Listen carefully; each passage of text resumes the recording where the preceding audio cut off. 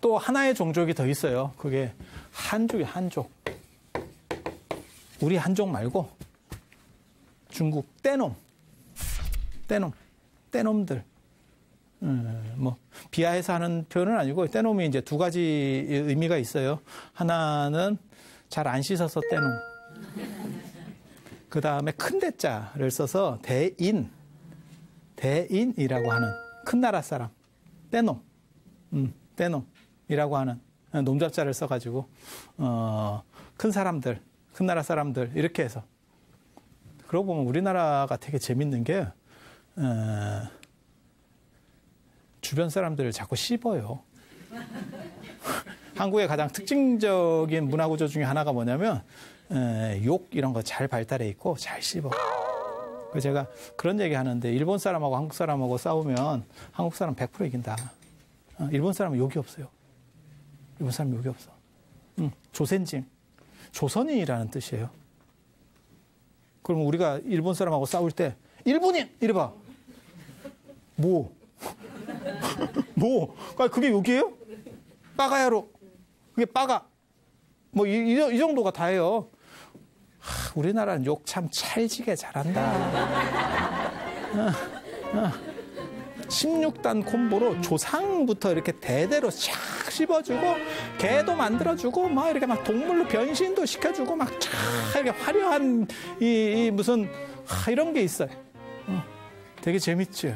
그리고 주변 나라를 다 그렇게 비하하는 표현들이 있어. 우리나라에는. 그러니까는 조센징하고 쪽파리하고는 또 완전히 다르다니까. 시작부터 우리가 이기고 가는 거예요. 똑같이 가면 이게 게임이 안 돼. 근데 왜 우리는 여기 발전하고 일본은 여기 발전 안 했는지 그런 거 아세요? 생각해 보셨어요? 일본은 사무라이의 나라예요. 그 사무라이도 이제 뭐 우리나라에서 뭐 사우라비가 들어가서 사무라이가 됐다라는 얘기도 있는데 아무튼 걔네는 칼로. 그래서 명예를 훼손하면 결투를 해야 돼요. 결투를 해야 돼. 그렇기 때문에 욕을 하게 되면 그 사람하고 결투를 해야 되는 거예요. 그러니까 욕 잘하는 놈은 어떻게 되겠어요? 결투하다가 다 죽었지. 한두 번은 이기지만 계속 결투해봐. 언젠가는 죽었지. 사바나에서 그렇게 센 사자도 언젠가는 젊은 놈한테 밀려가지고 개꼬리 내리고 가다가 어느 순간에 죽는 거예요. 그러니까 욕을 함부로 할 수가 없는 문화인 거죠. 근데 한국은 어때요? 유교 문화라고 하는 건요, 가오 잡다가 끝나는 문화예요. 그래서 그냥 몸으로는 안 해요. 몸으로는 안 해요. 그래서 남자들 중에 그런 거 있어요. 진짜 싸우기 싫을 때는 꼭 여자 앞에서 큰 소리 내면서 해. 그러니까 그 여자랑 싸운다는 게 아니고 여자 앞에서 남자끼리 싸우려고 해. 그러면 여자가 이제 고마하라고 냅둬도 큰 충돌은 안 납니다. 진짜 잡아먹을 듯이 욕을 하고 있지만 실제로 그냥 해봐! 이렇게 했을 때 할 수 있는 경우가 별로 없어요. 그게 유교의 양반 문화예요. 입으로만 갖고 하는 거예요. 몸으로 하는 게 아니에요. 그래서 욕이 발전하는 거예요. 욕이 계속 발전하는 거예요. 왜? 입으로만 이겨야 되니까. 그래서 실제로 되게 재밌는 사건도 있었어요. 미국이나 이런 데서 한국 사람이 욕하는 것 때문에 총 맞아 죽는 경우도 있어요. 걔네들은 그걸 위협으로 보는 거예요. 우리는 그게 얼리는 거거든. 확 뭐 대가리를 깨버릴까, 막 눈가를 뽑아버릴까, 뭐 이런 거 있잖아요. 그게 진짜 뽑는다는 얘기는 아니거든. 설마 깨겠어? 아니 그렇지 않아요? 그런 표현들을 쓰거든. 그리고 이게 욕이라고 하는 게 되게 재밌는 문화예요. 진짜 재밌는 문화인데 뭐가 있냐면 상대를 싫어서 공격할 때도 쓰지만 진짜 친한 사람들끼리 욕을 써요.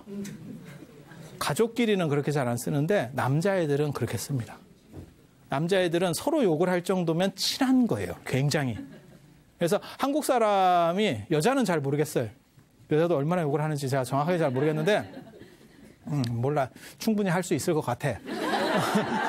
근데 정확하게 판단은 못 하겠는데 남자끼리는 욕을 하고 신체 터치가 많으면 좀 때리면 진짜 친한 거예요. 서로 이렇게 툭툭 치고 막 이러면 친한 거예요. 근데 여자도 우리 한국 사회 같은 경우는 여자도 사실은 신체 터치가 많으면 친한 거예요. 그래서 외국인이 우리나라에 와서 가장 크게 놀라는 것 중에 하나가 여자들끼리 화장실 가는 거. 손잡고 화장실에 가. 어디가? 화장실. 이게 무슨 동성애자도 아니고. 그래서 이 동네 사람의 특징이 손을 댈 정도면 굉장히 좋은 거예요. 그리고 동아시아 사람들은 그냥 상식적으로 알아두세요. 그거는 무엇을 만져야만 내 머릿속으로 들어와요. 눈으로 보는 것만 갖고는 잘 안 들어와요. 그래서 유럽이나 저 아리안족은 눈으로만 봐도 들어와요. 그래서 걔네는 손대지 마시오, 만지지 마시오 하면 안 만져요. 한국 사람은 만져요. 만져요. 아니, 달라요. 달라. 문화가 달라. 그리고 이 정신, 쓰는 방향이 달라요. 달라요. 그래서 유럽에 갔을 때 이렇게 보면 걔는 진짜 너무 허술하게 명품 같은 것도 이렇게 약간만 선쳐놓고 들어오지 마세요. 그냥 보세요. 이렇게 한국 사람은 딱 그 얘기 다 듣고 지나가면서 이렇게 한번 쓱. 이게 한국 사람의 특징. 나쁘고 비하해서 하는 얘기 아니에요. 느끼는 방식이 다른 거예요.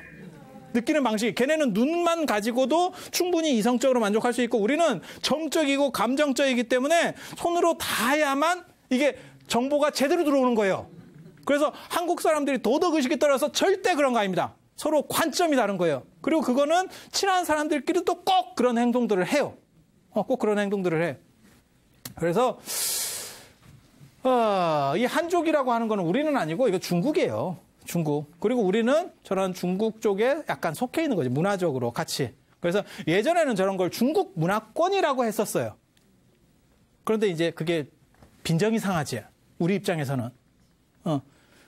대형 박물관이라고 하면 그건 올바른 표현이 아니거든요. 그냥 영국 박물관 이래야 돼요. 대형 박물관 하면 우리가 벌써 먹히는 거예요. 대형이라고 걔네를 인정을 해주는 거잖아. 이해가 되죠? 그러니까 그냥 영국 박물관 이런 식으로 표현을 해야 돼요. 마치 중국 문화권 하면 우리가 벌써 이제 우리는 약간 이제 중국의 똘마니 이런 느낌이 딱 들어오잖아요. 그래서 이건 이제 동아시아 문화 전통. 이제 요즘은 이제 이런 식으로 본격적으로 표현을 합니다. 저도 절대 중국 문화권 표현을 잘 안 써요. 예전에 그런 식으로 표현 쓰다가 이거는 좀 안 맞는 것 같다. 이건 좀 지양해야 될 표현이다. 그래서 동아시아 전통에서는 이러면 이제 대등 관계가 되는 거죠.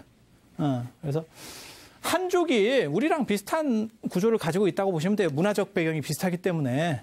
그래서 뭐 좋아하냐면 돈 좋아해요. 돈 좋아하고 낫내는 거 좋아하고. 낫내는 거 진짜 좋아한다, 한국 사람들. 낫내는 거 좋아한다. 그래야 인스타그램이나 이런 것들이 다 막 한꺼번에 막 이렇게 유행할 수 있는 게 뭐냐면, 낫내고 싶어서 환장을 했는데, 낫낼 공간이 없었는데, 그냥 뭐 하니까, 먹기도 전에 사진만 찍고, 뭐든지 나오기만 하면 사진을 찍어요. 사진한테 먼저 먹여요. 그리고 지가 먹어, 그 찌끄레기를. 음복이지, 음복. 카메라에게 먼저 한번 양보하고 음복을 하는 거예요. 그래서 이게 이제 좀 재밌는 문화 구조예요. 사실 우리 문화의 특징을 아는 거 굉장히 재밌어요. 굉장히 재밌어요. 근데 봐봐. 이 중국이라고 하는, 그러니까 동아시아, 중국을 중심으로 해서 동아시아 문화권이 사실은 전 세계에서 봤을 때는 이게 이제 약간 별도의 섬 같은 지역입니다. 그리고 인도에서부터 유럽까지는 그게 한 덩어리 블럭이라고 보시면 돼요. 거의 같은 사고방식을 가지고 있어요. 그걸 이원론이라고 그러는 거고, 그 다음에 걔네는 정신 중심이에요. 동아시아는 일원론이라고 그래서 이거는 물질 중심이에요. 그래서 우리에게는 그런 게 있어요. 정신적 숭고한 자세보다 일단 물질적인 게 있어야 돼요. 그게 동아시아가 사실은 자본주의로 발전할 수 있었던 가장 큰 원동력 중에 하나예요. 유럽이나 이런 데서는 수백 년 동안 남을 침탈해서 자본을 만든 뒤에 자본주의로 지금 저렇게 된 거예요. 근데 동아시아는 불과 몇십 년 만에 쭉 따라왔죠. 그게 뭐냐면 물질주의예요. 그래서 우리 속담을 봐봐. 개처럼 벌어서 정승같이 쓴다. 어떻게 해서 성공만 하면 된다는 거예요. 또 무슨 얘기 있어요? 우리 어렸을 때 많이 쓰던 말이 있어요. 억울하면 출세해라. 굉장히 무서운 말입니다. 그러니까 그게 윤리적 타당성을 가졌느냐, 그 사람이 정당한 방법으로 하느냐가 아니고 일단 출세하고 나서 네 얘기를 해. 돈 벌고 나서 해. 이런 얘기예요. 그리고 우리가 그런 교육을 받은 거야. 그래서 집안에 한 명이라도 출세한 사람을 만들고 싶었던 거야. 그리고 여러분들은 사실 여성들은 그 구조 속에서 희생됐어. 남자한테 양보해야 되고 뭘 해야 되고 뭘 해야 되고 이랬던 시대가 있었던 거예요. 지금은 이제 달라졌지. 지금은 달라졌지. 그게 동아시아의 물질주의, 자본주의예요. 그래서 우리가 성형을 많이 하는 것도 사실 마찬가지예요. 이 외모라고 하는 게 외모지상주의 이런 거 탓할 일이 아니에요. 왜? 우리는 원래 물질 중심적인 사고를 해요. 그리고 그게 굉장히 유용하게 현대에 작용한 거야. 단 그러한 우리 동아시아 문화의 특징들 때문에 우리가 단기간에 성장하면서 잘 살게 됐어. 그 뒤에 정신적인 건 어떻게 하는 거죠? 참. 그래서 동아시아의 어떤 특징적인 구조들이 있어요. 그거는 나중에 중국 얘기할 때 또 해드릴 거예요. 이게 굉장히 재밌습니다. 굉장히 재밌습니다. 그러니까 우리는 우리가 사는 방식인데 그걸 모르겠어요? 몰라요. 뭐하고 똑같은 거냐면 환자가 병을 아는 거가 아니고 의사가 그 사람의 병을 진단할 수 있는 거예요. 그러니까 내가 경험한다고 해서 내 상황을 아는 건 아니에요. 느끼는 것뿐이지. 원리를 아느냐? 원리는 몰라요. 그래서 그거는 나중에 중국 얘기할 때 또 해드릴 거고 지금 그 얘기는 해드릴 수 있어요. 이 세 개의 민족이 있는데 아리안족, 셈족, 한족 이게 가장 중요한 세 개의 블록인데 동아시아는 섬과 같은 거예요. 그래서 제가 컴퓨터를 얘기할 때는 우리 동아시아 쪽이 맥켄토시다. 그리고 인도에서부터 유럽까지는 윈도우다. 그쪽이 시장이 훨씬 큰 거예요. 우리가 약간 별도예요. 그리고 사고 방식도 다릅니다. 사고 방식 겁나 달라요. 겁나 달라요. 단순한 얘기를 하나 해드릴게요. 얼마나 동아시아 사람하고 유럽 사람들이나 저런 사람들이 사고 차이가 있는지. 그걸 제가 단적으로 뭘 비유를 들어주냐면 모나리자 그림을 보면 여권 사진 같이 나오잖아. 얼굴 겁나 크게. 그죠? 그래서 언뜻 보기에는 그게 인물 초상화갑다라고 생각하지만 실제로 그 배경을 자세히 보면 산수가 있어요. 산수보다 훨씬 큰 모나리자. 그러니까 인간 중심적인 거예요.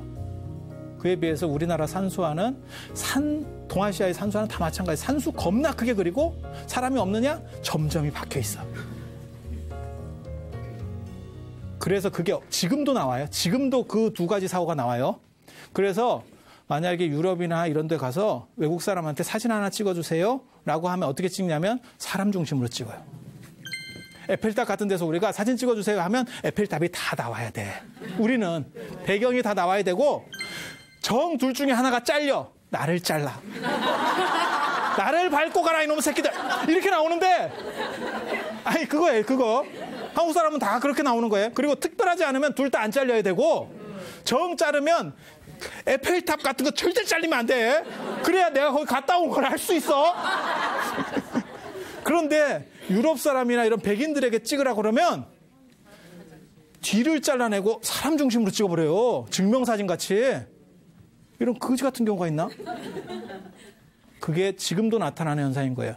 그러니까 걔네는 배경이 아니고 인간 중심적인 사고를 하는 거예요.